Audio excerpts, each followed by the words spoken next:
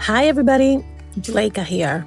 You probably know me as the executive producer on this show, but I wanted to tell you something really cool. Last summer, we launched podcastingseriously.com. It's our very own online learning platform all about podcasting. So if you're curious, if you're already in podcasting, if you want to level up in podcasting, I invite you to come to one of our monthly seminars with some of the best folks in the business. They're on Saturday. They're about an hour and a half. They're really, really fun. And you always walk away knowing so much more and with a deeper understanding of one or two or four or five different aspects of podcasting. We also have early bird pricing if you buy the whole package. So definitely encourage you to take advantage of that. So go to podcastingseriously.com. I would spell it, but that's really, really long. Podcasting plus seriously plus.com. You got this. Hopefully I'll see you at the next session. Bye.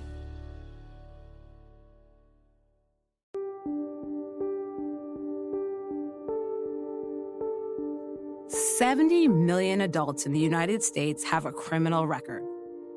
This is season 2 of 70 Million, an open source podcast about how people, neighborhoods, counties, and cities are breaking cycles of incarceration, starting with the local jail. I'm your host, Mitzi Miller. So I got to experience the uncomfortability of just being stuffed in a cage and all. That was real scary. We're keeping people down there with rats, roaches, they got black mold, and we spend $16 million on it every year. We eliminated cash bail bonds in the city of Atlanta. There is no one who's been incarcerated, including myself, who has been helped by incarceration. This is part 2 of our series on conditions for pregnant women in Texas jails. In the previous episode, you heard the story of Shandra Williams, who spent the last days of her pregnancy in a medical isolation cell in a South Texas county jail and endured labor alone. If you haven't listened yet, press pause, go back, and start there. While in custody, Shandra barely received attention from a doctor and was only given Benadryl for the pain. By the time she was brought to a hospital, her son Anthony had died. While she was in jail, Shandra told her story to a woman named Diane Wilson. Diane's an environmental activist who was serving time for trespassing. She started to raise the alarm about jail conditions from inside. That work eventually helped form an organization called the Texas Jail Project. Our story picks back up in 2013, 9 years after Shandra's pregnancy. At this point, the Texas Jail Project had helped to pass state laws banning the shackling of pregnant women during labor and delivery, and requiring jails to track the number of pregnant women in custody. But they were still pressing for laws requiring better prenatal care and pushing judges to release pregnant women while they awaited trial. A lot has changed, but a lot hasn't.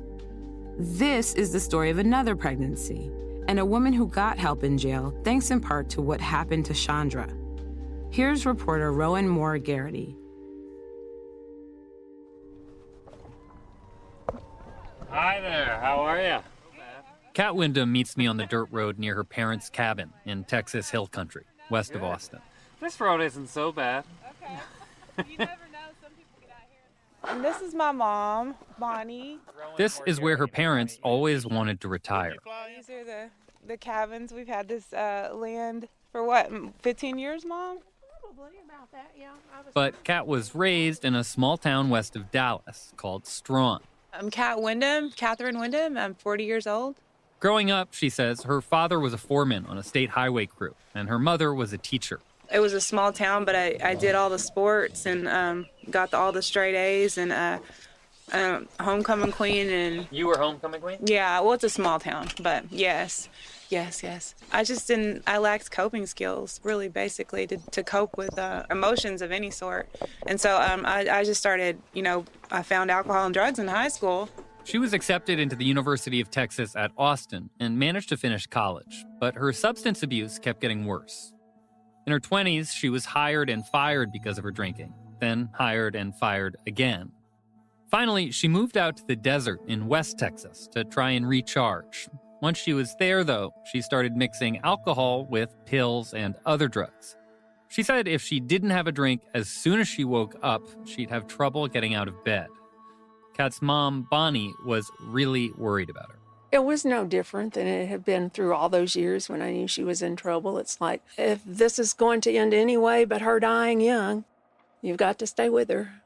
Bonnie had already paid for Kat to go to treatment for alcoholism twice. I know that it came to a head in Lantigua because I think I was basically dying. Like, my body was shutting down. By 2013, Kat's parents had moved to a town near the Louisiana border called Nacogdoches, where her mother's family went back generations. When she called home to ask for help, her parents drove all the way across the state to pick her up and drive her back to East Texas. Kat moved in with them and found part-time work at Lowe's.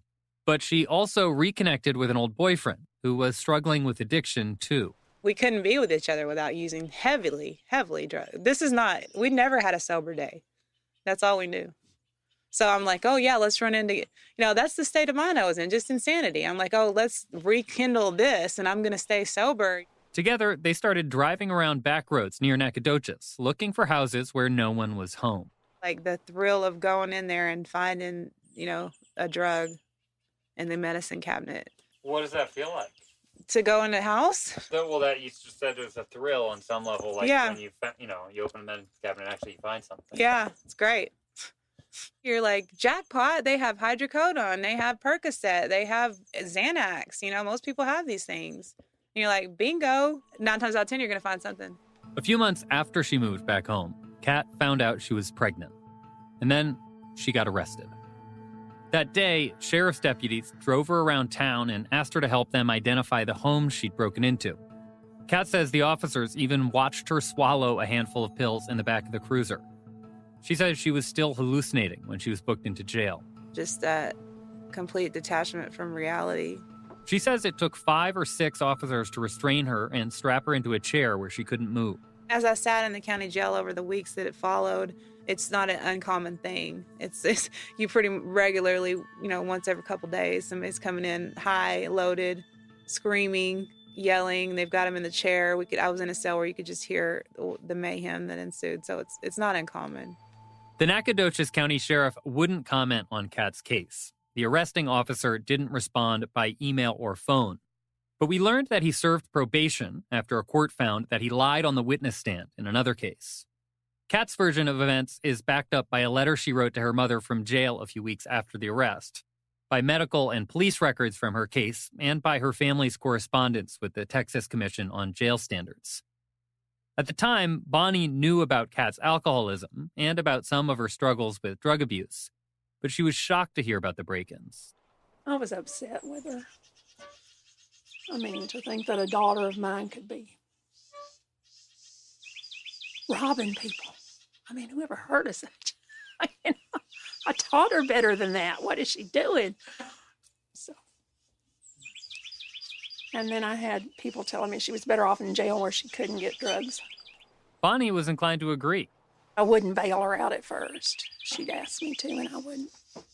Not that I could. They set her bond at $100,000. I didn't have $10,000 to give a bail bondsman. So how was I going to bail her out? Then, after about a week, she went to see Kat and learned that she didn't even have a toothbrush. They wouldn't give her underwear. They wouldn't give her something to keep her warm. She was cold. I had to buy an undershirt from the jail at an extended price. It sounds like all of this was a little bit of a revelation to you. Oh, yes. Goodness. Policemen are there to help us. The law is good. We need it. And the policemen uphold the law. And so they're our friends. They're helping us. Not like they're purposely torturing her. So, yes. One day, she stopped by the jail to drop off a prescription for the anti-anxiety medication Kat's OBGYN had given her. And I had gone with her to her doctor's visit, and he had sat down and he had told her, I have seen more babies harmed by a mother's anxiety than I've ever seen harmed by a drug, so I want you to take it. So I dutifully take the drugs up there, and they say, no, we don't give drugs like that. So I'm starting to think. And then it just kind of all comes together. They're not taking care of her, and they need to. I didn't sleep for I swear to you, I didn't sleep for probably 7 days at all. First week? Yeah, because I didn't have my medication that I'd been prescribed. Suddenly just cold turkey on that.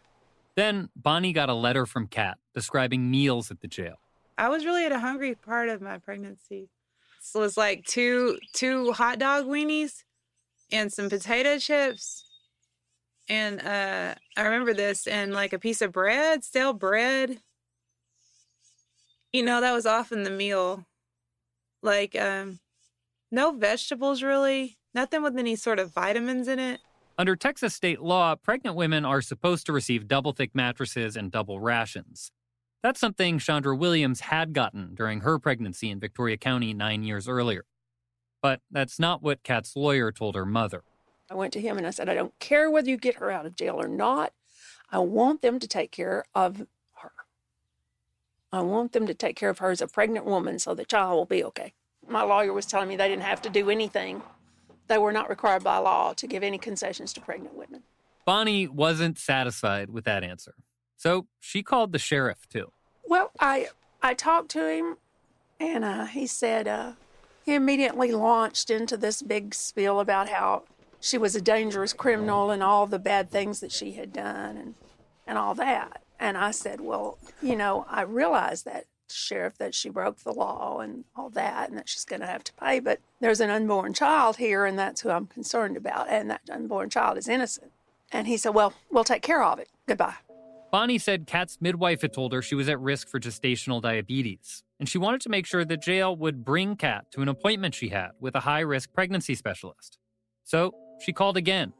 After that, Kat says the sheriff brought her into his office. Told me that if I didn't stop raising a stink, calling my mom, having my mom call people, demanding pregnancy treatment, that they would ensure that I went to jail for the rest of my life. Threatening me, they would make this the hardest thing of my life. They will make sure the judge gives me the harshest sentence. I can't believe I'm saying this. They really did this. I'm not making this up. Do you remember your reaction in the moment? I was terrified. I was already scared as I could be of everything, of all of it.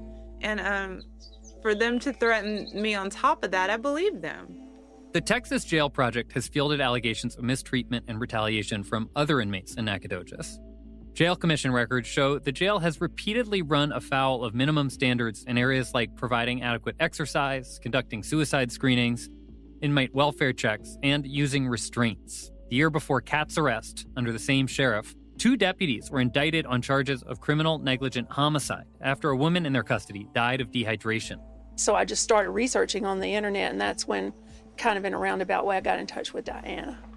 Diana Claytor is a co-founder of the Texas Jail Project. You heard from her in the last episode. Bonnie Wyndham emailed her about Kat in 2013. Let's see what we have for the early. Dear Diana, thank you so much for answering my email. Just to know somebody cares about our plight is very helpful. I did tell the Texas Commission on Jail Standards 3 things.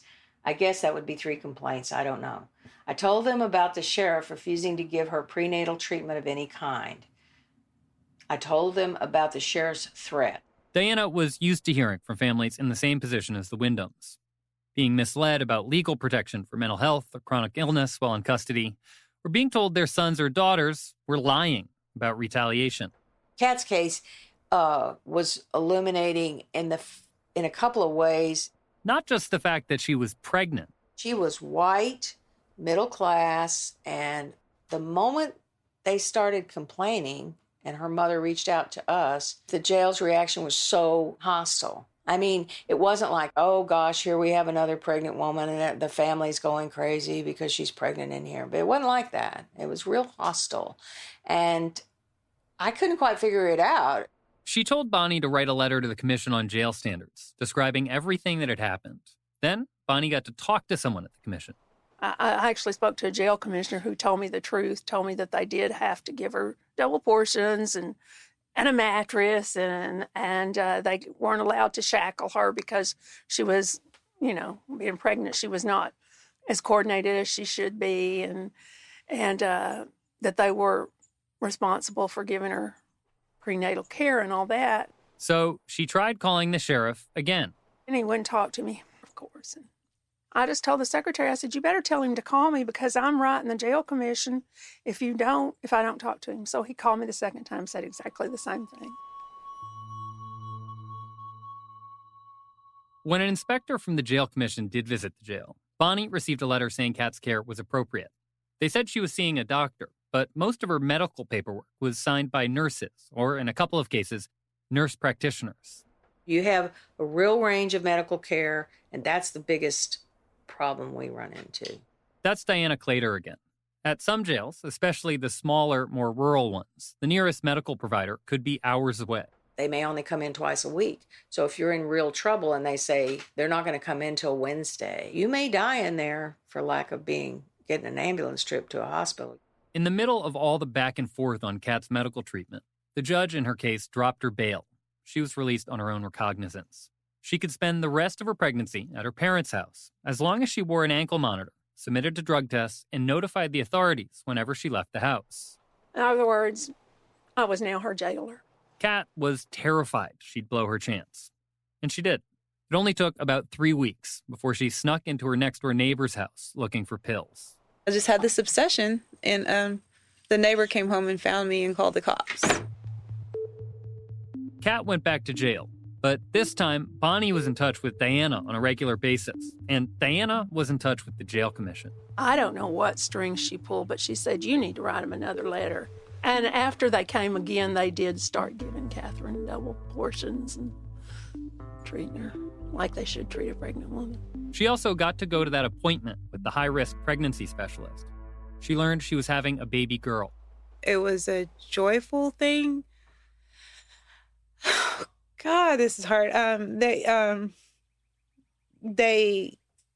pointed out the features of my baby on the ultrasound and told me how blessed I was and lucky to have a healthy child. And they treated me with compassion and nothing but compassion.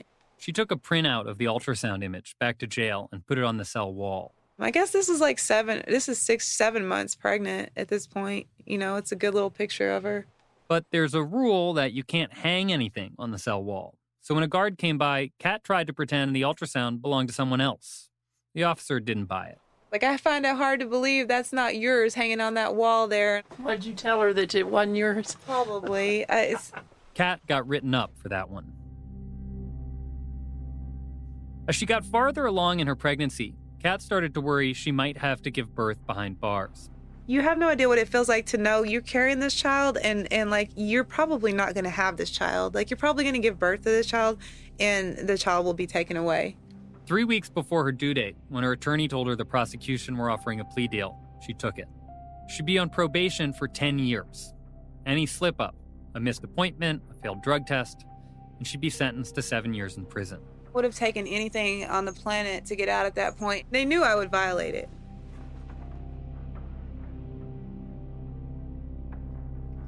Actually, I think it's colder in here than it is outside. Yeah. In the kitchen, Bonnie gets out a big box of paperwork from Kat's case. I don't know what I did with the first letter that I At the top of the pile is a folder with a few black and white photos of Kat holding her newborn daughter at home. Gosh, you look so happy there. It wasn't necessarily all dark. She would look at the little baby and she'd say, oh, Mama, I just can't believe she's so beautiful. She loved her so much. Kat starts to tear up looking at the photos. Standing at the kitchen counter, Bonnie wraps her arms around her daughter. We'll talk about it now and then we'll let it go, okay?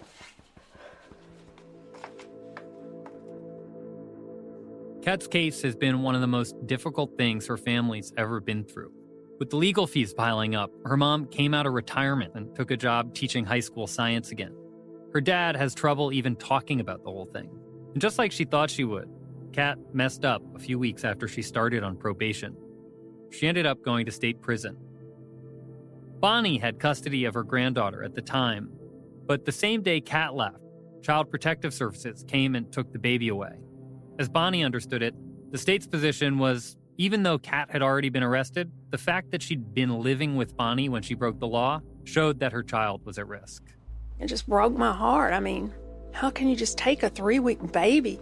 By this point, Kat had broken up with the baby's father, and he'd acknowledged he wasn't in a position to be involved. when the family got custody back from the state 2 months later, the baby went to live with relatives. They decided to go to court to get Kat's parental rights permanently revoked.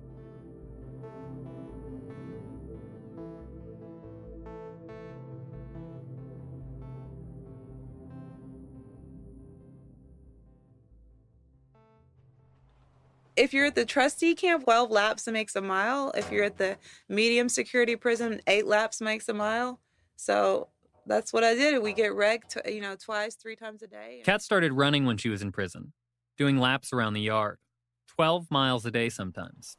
Just laps and laps and laps. And it's a meditative thing. And it's very spiritual for me. In 2016, she was released early for good behavior. She moved back to Austin, got a job at a landscaping company. Now, she gets up at 4:30 each morning to beat the heat and run with a group. They're all successful engineers and doctors and lawyers. And I start showing up at these runs, just stepping through my fear, because that's what the sober community teaches me to do. She's been sober for more than 5 years. Those are all medals that I've got, which is not all of them. In 2017, she went back to Nacogdoches to compete in a half marathon, and she won.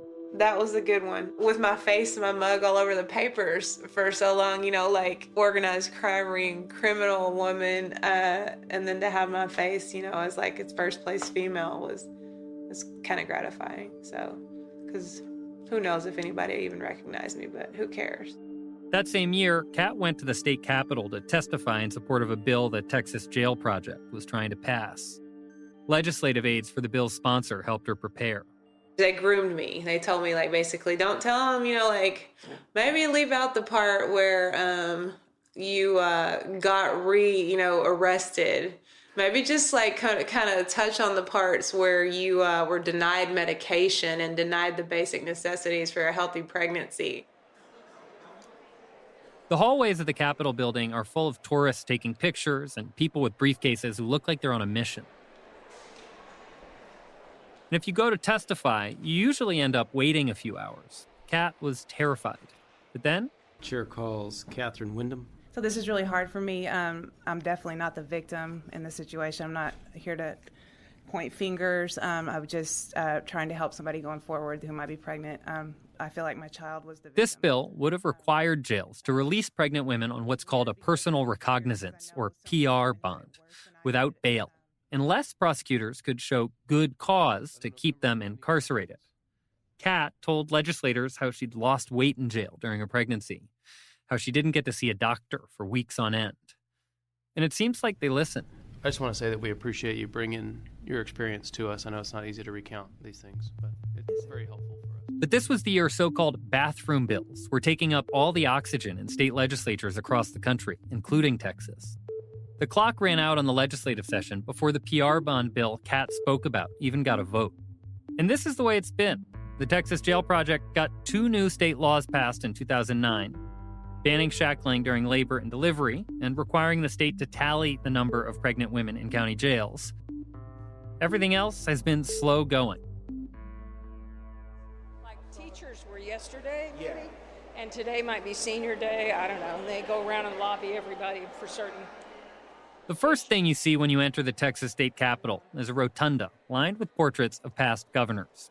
Under a dome 300 feet high with a single star on the ceiling. We had this built 10 feet taller than the U.S. Capitol. Earlier this year, Diana and the Texas Jail Project came back to the legislature to try once more and get a vote on the bill Kat spoke on. Let's go someplace else and we'll come back. Where the hell is Romero? Diana and her team have been stalking the hallways for months. This year, for the first time, she's got full-time help. TJP got a grant from a foundation in Texas that advocates for access to mental health treatment. My name is Kevin Garrett. I'm the Peer Policy Fellow with the Texas Jail Project. Kevin's in a sharp gray suit. He's got a firm handshake, laptop bag over one shoulder. He's also got a special qualification, a personal history with incarceration. I had a lot of criminal justice involvement early on, fell into alcoholism, drugs, started running with gangs, and as a result, I had some pretty stiff legal troubles. That was about 25 years ago. Since then, he's done his time, put himself through law school while he was on parole in Oklahoma, and decided to come back to Texas from now until June 2020, he'll be trying to build support to help TJP pass new state laws, shuttling around the Capitol from meeting to meeting with Diana. Well, that was good. They're really committed to that bill. White is right here. He's a long-timer, too. He's got seniority. Kevin has been taking the lead recruiting state legislators. Yeah, they were a little more lively, but still. They're trying to push 4 different laws along. 3 of them have to do with pregnancy. But there are constant reminders of how tiny a sliver of the jail population that represents. In a cavernous hallway in the basement, they pause to get on a conference call. Kinu's been handling this case for months and months and months. Kinu is Krishnaveni Gundu, a co-founder of Texas Jail Project. The woman she's been working with says her schizophrenic son has been in a county jail with no psychiatric treatment for the better part of a year. You know, every time I see him, he has things stuffed in his ear. I guess due to the loud noise, it irritates him, and it's just stressful. Could I ask something? Yeah. So it's been 9.5 to 10 months he's been without proper medication? They decide to try and get a lawyer to draft a writ of habeas corpus, Latin for show me the body. That way, the family can at least get a court hearing where a judge will have to consider whether their son is getting the right treatment. Kinu and Diana say pleas for help for people with mental illnesses account for at least 80% of the calls and emails they get these days. But Diana says it's still important to try and pass bills on behalf of pregnant women. She says even hearing testimony about going through pregnancy behind bars helps legislators relate to the experiences of everyone else in jail. We have the same woman available that testified at the previous cast. She said, I'm a better speaker now and I'm not so afraid. In the end, though, the 2019 legislative session wrapped up in May before the PR bond bill came up for public comment. Diana and Kinu are still in touch with Diane Wilson. Her notes from the Victoria County Jail got the Texas Jail Project started. When Diane went to jail for her environmental activism in 2005, she started publicizing stories of the other women incarcerated alongside her, including the story of Shandra Williams. She's a beautiful woman. I think of all of the people I met, I remember her the clearest. When I first called Diane, she and Shandra hadn't spoken in 15 years. But Chandra's story stayed with her. How she was arrested when she was almost 5 months pregnant, how she went into labor in jail, and how her baby Anthony ultimately died. Shandra remembered Diane, too. When I came home, I remember I was telling my husband one time, I said, I got to find this Diane Wilson. Chandra had no idea about the Texas Jail Project's work until I reached out on Facebook earlier this year. She told me she only replied to the message I sent because it mentioned Diane Wilson. Hello? Hello? You started to break up, so We spoke on the phone, and a few weeks later, I went down to Victoria, where she and Dwayne still live. She invited me to a birthday party for one of her aunts in a huge field outside town. Birthday party doesn't quite do it justice, actually. There were probably about 500 people there. There was a live Zydeco band and people hanging out in lawn chairs outside dozens of RVs parked in the field. Most of the crowd was related one way or another. You better not go back in that line again. Where'd your grandma go? Chandra spent the evening sitting in a plastic lawn chair, picking at a plate of chicken wings, trying to corral her nieces. Zalondra, what did you do to her? Earlier when you wasn't even here, she was acting all nice and fine. Why are you kicking your sister? Diane Wilson still lives just 45 minutes away from Shandra. So after I got in touch with them, I arranged for all 3 of us to meet at Chandra's house in Victoria. Hi, how you doing? Come on. Never thought I'd see you again. He found me. That's great. They talked for an hour on a couch in Chandra's living room. Your story. It was your story. About the last 15 years, and about the legacy Shandra never knew her son Anthony had. She still keeps a photo of his gravesite in a small green frame in the corner of the room. October, his birth month, is especially hard for her. It's not a day that I don't. October, when October hits, I go into a depression because it gets hard. Yeah. Both Diane and Shandra remembered talking about the possibility of a lawsuit against the county jail. But after they lost touch, Shandra put it out of her mind.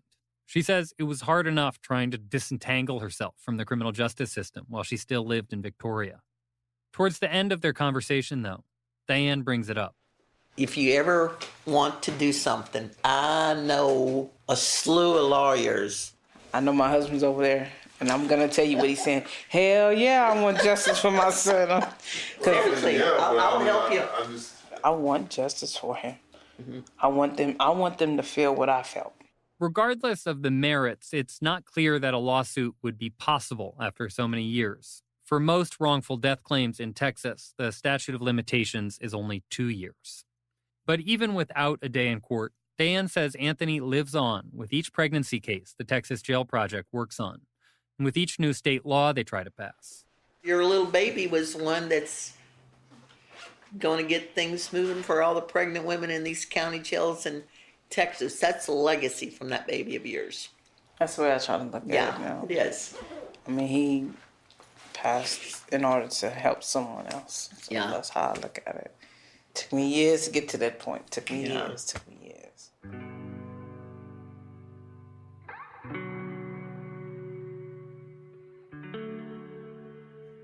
Shandra and Dwayne spend lots of time with the children in their family. They're even helping to raise their 2-year-old godson. But they've never been able to have children of their own. All she and Dwayne have is Anthony's burial site in that little family plot in the next county over from Victoria.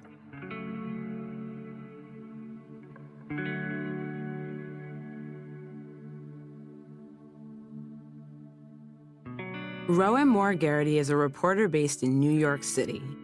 Special thanks to Kevin Sullivan, Alyssa Figueroa, and our abogado for their help with this story.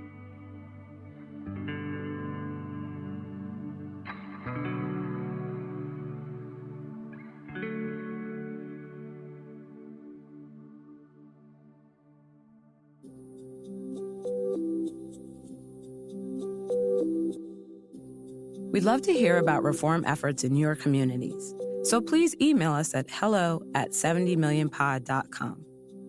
For more information, our episode toolkit, and to download the transcript for this episode, visit 70millionpod.com. 70 Million is an open source podcast, so we invite you to use our episodes, transcripts, syllabi, and episode toolkits in your classrooms, organizations, and anywhere you find them helpful. You may rebroadcast parts of or entire episodes without permission. Just please drop us a line so we can keep track.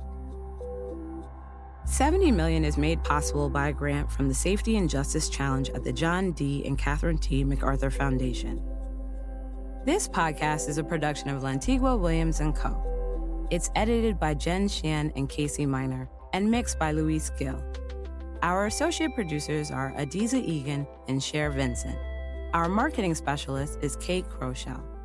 Our staff writer is Nissa Ree. Our intern is Emma Forbes. And our fact checker is Sarah McClure. Juleka Lantigua Williams is the creator and executive producer. I'm your host, Mitzi Miller.